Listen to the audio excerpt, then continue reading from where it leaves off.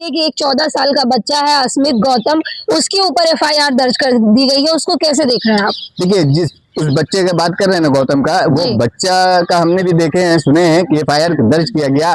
उस बच्चे की गलती क्या है? उस बच्चे ने जो हकीकत है, सच है, जो हमारे देश के प्रधानमंत्री नरेंद्र मोदी जी कर रहे हैं, यहाँ उनके आरएसएस के लोग कर रहे हैं कि कहीं पे भी कोई ऐसा उन्माद होता है तो यहाँ पे लोग खड़े हो जाते हैं जय श्री राम करने के लिए, भगवा झंडा लेके खड़े हो जाते हैं। लेकिन वो बच्चा सिर्फ यही किया कि आप जहाँ पे गलत कर रहे थे कुछ भी, उस चीज को उजागर किया, वो लोगों के सामने लाता था, बताता था कि हाँ इस तरीके से देखिए क्या हो रहा है देश में। वो संवैधानिक पद के तहत काम करने का बात बता रहा था कि हाँ आप सत्ता जिस तरीके से मनुस्मृति के तहत काम कर रही है देश में, वो बता रहा था, याद दिला रहा था। वो 14 साल का बच्चा है, याद दिला रहा था कि आप देखिए किस तरीके से संविधान के तहत आप काम कीजिए, लोगों के लिए, हित के लिए काम कीजिए। लेकिन उस बच्चे पे एफआईआर कर दिए। ये लोगों का मानसिकता ऐसा ही है। तो क्या 14 साल के बच्चे से डर चुकी है बीजेपी सरकार? हाँ देखिए, बीजेपी सरकार तो डर चुकी है तब ना। आप बताइए कि इतना छोटा उम्र बच्चा का, जिसपे नाबालिग बच्चा है, उस पे एफआईआर कर देना। और मोदी सरकार बोली तो बोलिए कि 56 इंच का सीना कहने वाली सरकार, वो 14 साल के बच्चे से डर गई। 14 साल के बच्चे से डर गए, 56 तो इंच का बच्चे सीना। को पढ़ाई लिखाई करना चाहिए, तो राजनीति कर रहा है। नहीं, पढ़ाई लिखाई कर रहा है ना बच्चा, पढ़ाई लिखाई कर रहा था। देखिए कैसा है ना कि यहाँ पे ना देश में क्या चल रहा है ना कि जो भगवा झंडा उठाएगा, जय श्री राम बोलेगा, उसी का। आप वो 14 साल के बच्चे बात कर रही हैं। एक ऐसे ही नितिन गडकरी जी, एक 12-11 साल का बच्चा को उसको अवार्ड दिए। किस बात पे अवार्ड दिए? वो हिंदू धर्म का मतलब बहुत बड़ा वो बन रहा है। तो मतलब ये लोग तो इसी तरीके के लोग को खोजते हैं कि हाँ कैसे कैसे लोग हैं जो हिंदू धर्म के नाम पे, आस्था के नाम पे लोगों को भ्रमित करे।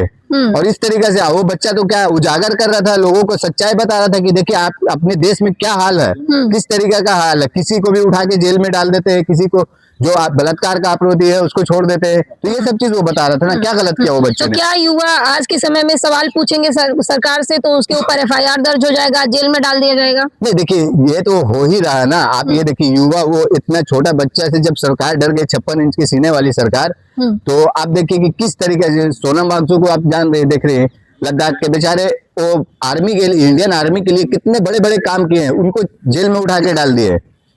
तो उनको जब नहीं देखी तो ये बच्चा को तो बेचारा, ये लोग क्या है ना, किसी को भी, चाहे कोई भी हो, आम जनता, इन लोगों के सामने ना धर्म का अगर बात लेके आएंगे ना तो बहुत अच्छे हैं उनके लिए। क्योंकि इनको मूर्खों की टोली चाहिए, मूर्खों की टोली चाहिए इन लोगों को, बीजेपी वाले को।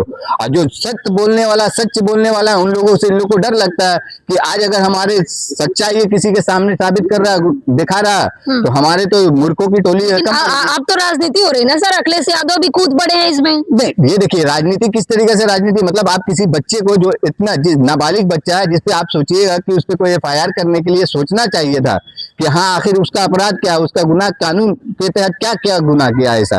लेकिन उसपे तो एक अखिलेश यादव अगर आ रहे हैं, कुदर रहे हैं बीच में, तो बच्चे के लिए सपोर्ट के लिए ना कह रहे हैं कि हाँ इतने छोटे बच्चे को किस तरीके से आप उसको एफआईआर कर रहे हैं, जेल में डालने की बात कर रहे हैं। ये गलत है ना। मतलब केंद्र सरकार डर गई है या यूपी सरकार डर गई है बच्चे से। इस तरीके से थोड़ी नहीं चलता है देश, संविधान से चलता है, मनुस्मृति से नहीं चलता है देश। तो क्या आने वाले समय में उस बच्चे को लेके कोई आप लोग धरना प्रदर्शन करेंगे या कुछ बातें हैं? देखिए अभी तक एफआईआर किया, अगर जिस बच्चे को जेल में डालेंगे, जिस तरीके से मतलब इंडिया गठबंधन, हमारी कांग्रेस की भी लोग उसके लिए प्रोटेस्ट करेंगे कि मतलब केंद्र सरकार आखिर चाहती क्या है, चाहती क्या कि एक बच्चे पे एफआईआर कर रहे हैं, जेल में डाल के तो देखे किस तरीके से पूरे आंदोलन होगा, पूरे देश में आंदोलन होगा कि मतलब आप लोग जिस तरीके से मतलब धर्म का जो पताका लेके उड़ेंगे, उनके लिए कुछ भी नहीं है।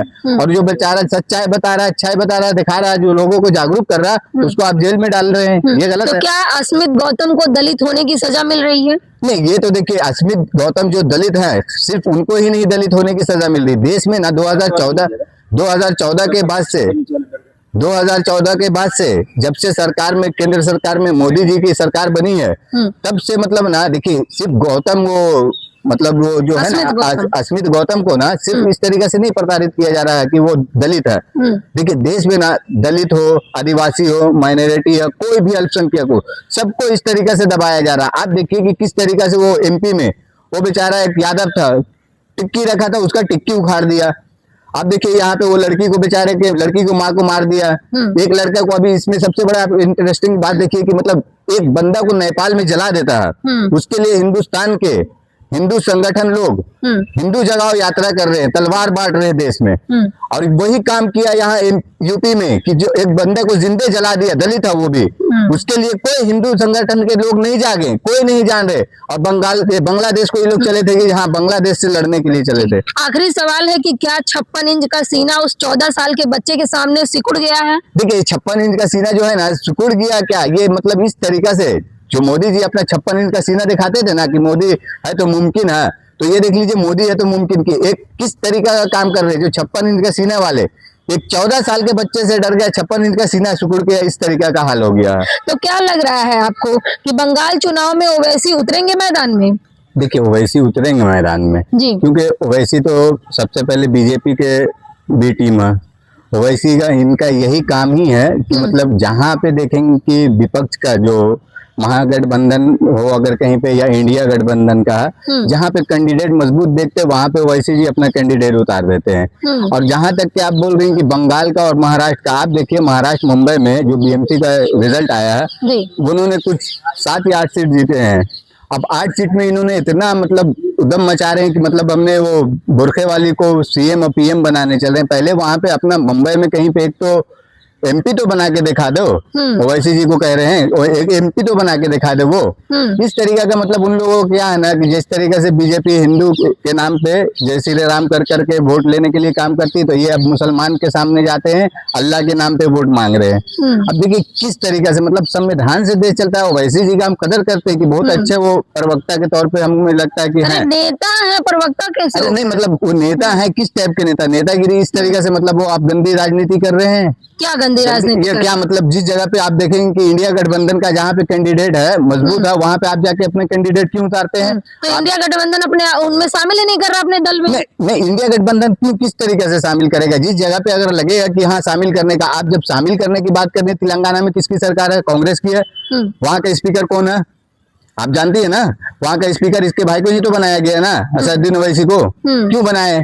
आपको देखिए जिस जगह पे अगर मान लिया हमारी कोई भी गठबंधन में नहीं, जहाँ पे बन रही कि आप जिस तरीके से बता रही हैं कि इनको इंडिया गठबंधन में शामिल नहीं किया जा रहा, अभी जिस तरीके से बिहार में देखिए, बिहार में इन लोगों ने कितना किए कि हाँ हम एगो किसी हाल में बिहार में जीत क्या है, जश्न मना रहे थे। क्या जीत क्या इनका, क्या जीतना हारना इनका क्या मतलब कैसा है ना, आप समझिए कि देखिए पहले भी जीते थे, इस बार भी जीते, अभी मुंबई में भी देखिए ना जीते हैं, क्या हो रहा है, किसके वहां पे मेयर बनेगी इसके लिए अभी लड़ रहे हैं। यहाँ तक के शिंदे जी जो शिंदे हैं वो खुद भी अभी मतलब अपने सारे जितने भी हैं पार्षद लोग को सब एक रिजॉर्ट होटल में रख रहे हैं। तो ये सब इन लोगों का यही काम है कि इस तरीके से करते रहेंगे।